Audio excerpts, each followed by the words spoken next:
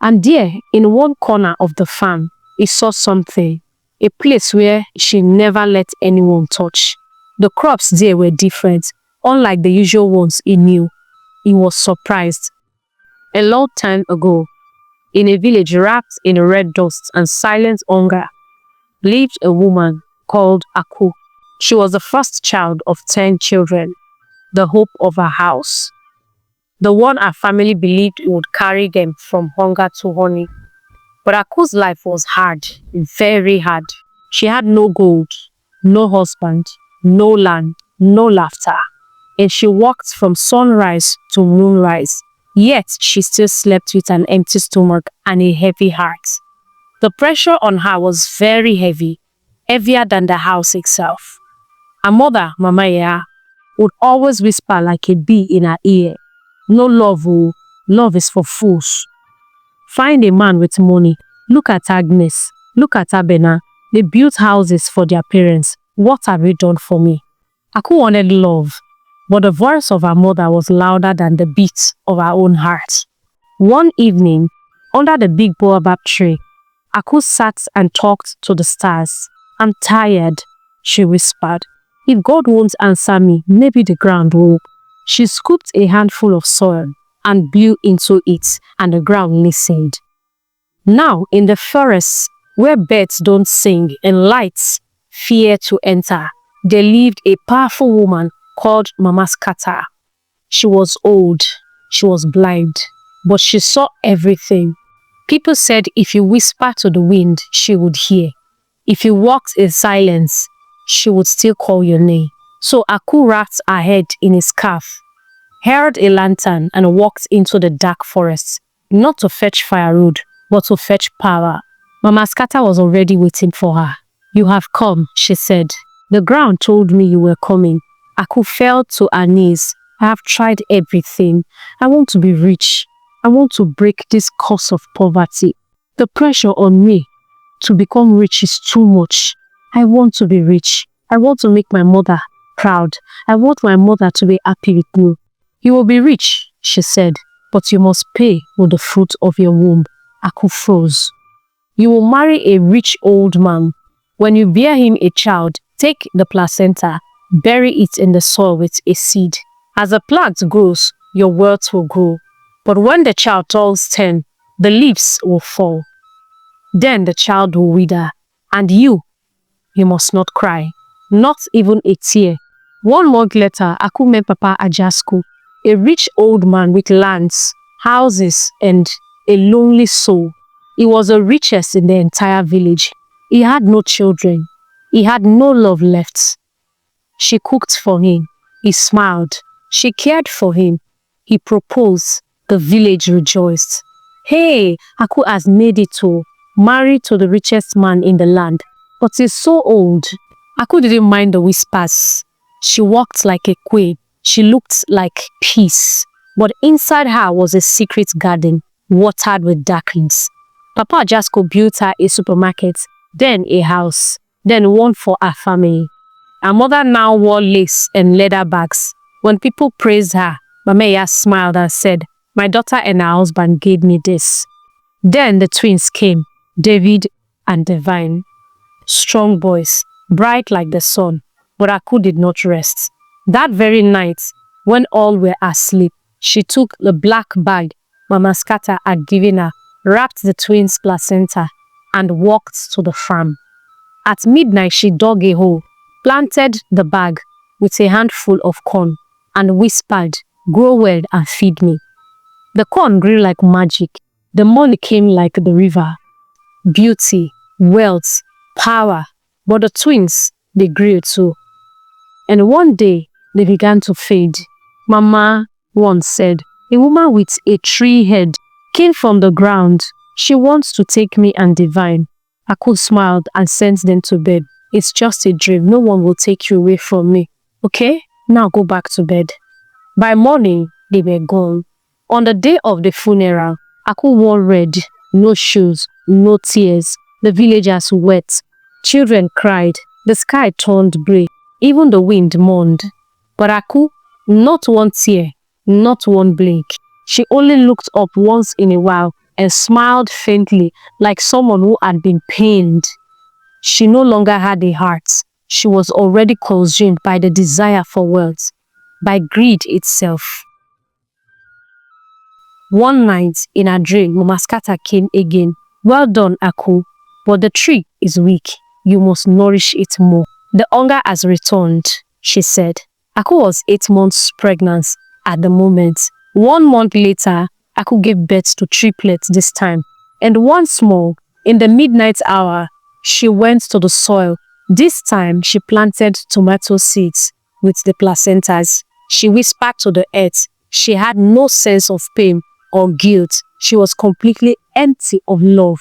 "Now, my wealth will triple," and it did. She traveled to Dubai, to China, wore gold that sparkled like fire. People bowed when they saw her, but Papa Ajaspo started thinking, how can one woman lose twins and triplets and not cry? How can she be this comfortable, traveling up and down, shopping and stocking her business? One afternoon, he walked to the farm. He doesn't usually go to the farm because of his health. He had all the money and people farmed for him. But on that day, he had the push in his heart to go to the farm. So he did. When he got to the farm, he looked at her crops, fat, juicy, too alive. And there, in one corner of the farm, he saw something, a place where she never let anyone touch. The crops there were different, unlike the usual ones he knew. He was surprised. The next day, he told his friend about the unusual crops and how he has been told by the workers that no one was allowed to cross that path. Only Aku took care of that part of the farm. "Go to a seer," his friend said. "I think your answers are connected to that place." Papa Ajasko couldn't sleep. The image of that forbidden part of the farm burned in his mind. That night, under a pale moon, he called for old seer Baba Wumi, a man known to speak to both the living and the dead. When Baba Wumi arrived, he did not ask questions. He only stared long at Papa Ajasko and said, "Your house is rich, but cursed. Your farm is green, but poisoned. Your wife's heart is blacker than the soil she waters." Papa Ajasko's hands shook. "What do I do?" "Go with me. At dawn, you must see what your eyes refused to see before," he said. At dawn, with a trembling heart, Papa Ajasko led Baba Wumi to the farm. The seer stopped before the strange crops. Baba Wumi knelt. He closed his eyes, touched the soil and whispered, "Spirits of the ground, reveal what lies beneath." The earth cracked open like a mouth, and from it came a foul smell. And then they saw its bones, small bones, wrapped in clothes, 3 tiny skulls resting in the roots of the tomato plants. Papa Ajasko collapsed. my children, he wailed. Villagers heard the cry. They came running. One glance and the whispers began. Aku planted her children for wealth, for gold. What kind of a mother? That night, the news spread across the 7 villages. Meanwhile, Aku was in Dubai, smiling in silk robes, shopping with diamonds in her ears. Then a sharp wind blew through the mall. Mirrors cracked, her reflection vanished, her phone rang. It was her mother, Mama Iya, screaming, "Aku, come back. They found the bones. The elders are coming." Aku dropped her bag. For the first time in years, her hands shook. She returned, but when she reached the village gate, the air was heavy. Drums beat slowly. The elders waited. The villagers gathered. One elder stepped forward. "Aku, daughter of Mama Iya, what have you done?" But her voice was still cold. "I didn't do anything." Then she paused. But after a while, she said, "I did it for us, for my family, to end poverty." But the crowd roared. "And at what price? Your own children? No mother does this." Then Aku broke down. Her knees buckled. Tears poured down her cheeks as she fell to the ground. "I was a good girl," she wept, "full of love, full of dreams. I wanted a simple life, but this woman, my mother, crushed my heart. She bolted at Mama Iya. The villagers gasped. Mama Iya stepped back, her face pale. Aku screamed, tears streaming down her face. You always said, no love. Love is for fools. Look at your mates. They bought houses and clothes for their parents. What have you done? You pushed me and pushed me until I broke. You wore lace and leather bags, smiled when money flowed. Money you did not earn. Money soaked with my children's blood. I became a beast, a heartless monster, and you were happy. As long as gold flowed into your hands, you were okay. You had 10 children, yet you used me as a sacrifice for this family. A daughter born to carry the curse of greed. Her sobs filled the air. Punish me if you must, but hers, she pointed at her mother again. Hers should be double. She led me here. She destroyed me. She's a wicked woman, she said. The crowd murmured. The chief raised a staff in silence. Chief Akanta declared, by the spirit of the land and by the witness of all gathered here, both mother and daughter are cursed. Your greed poisoned this village. You are hereby banished forever.